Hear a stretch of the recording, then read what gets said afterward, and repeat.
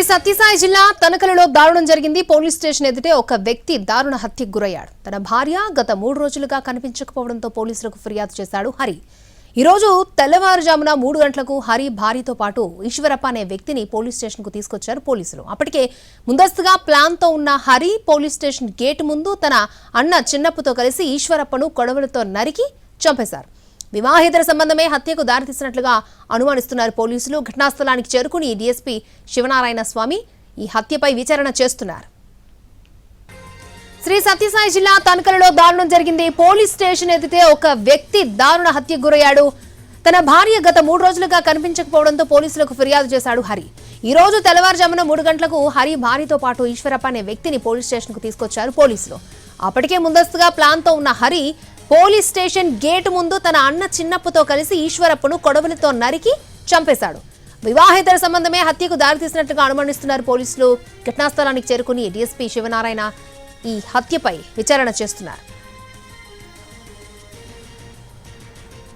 Latest updates మా ప్రతినిధి శ్రీనివాస్ మనకు అందిస్తారు. శ్రీనివాస్, తనకల్లు మండల కేంద్రంలోని పోలీస్ స్టేషన్ గేటు సమీపంలో ఈశ్వరప్ప అనే వ్యక్తి దారుణ హత్యకు గురయ్యారు. ఈశ్వరప్పపై కొడవలతో నరికి హరిను అతని సోదరుడు చిన్నప్ప కలిసి దాడి చేర్చి చంపినట్లు తెలుస్తోంది. ప్రస్తుతం ఏదైతే ఉందో హరి భార్య గత 3 రోజులుగా కనిపించట్లేదని పోలీసులకు ఫిర్యాదు చేసినట్లు సమాచారం. ఇవాళ పోలీసులు విచారణ నిమిత్తం హరితో పాటు ఇచ్చినప్పుడు కూడా పోలీస్ స్టేషన్ తీసుకొచ్చినట్టు తెలుస్తుంది. అప్పటికే అక్కడ మాట వేసి ఉంచిన ఎవరైతే ఉన్నారో హరితో పాటు చిన్నప్ప కూడా ఒక్కసారిగా స్టేషన్ కు వెళ్తున్న సమయంలో ఈశ్వరప్పై దాడి చేసినట్లు తెలుస్తుంది. దాడిలో మగంపై అయితే తల భాగంలోనే ఎక్కువ భాగం కొడవలతో నరికినట్లు తెలుస్తుంది. దీంతో అక్కడే స్పాట్ లోనే ఈశ్వరయ్య మృతి చెందాడు. వివాహేతర సంబంధమే హత్యకు దారి తీసినట్లుగా పోలీసులు అనుమానిస్తున్న పరిస్థితులు. ప్రస్తుతానికైతే ఘటనా స్థలం చేరుకొని డీఎస్పీ శివనారాయణ విచారణ చేస్తున్నారు.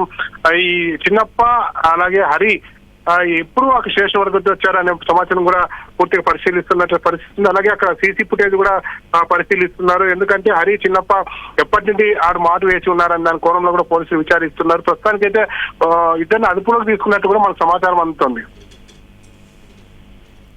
ఓకే శ్రీనివాస్.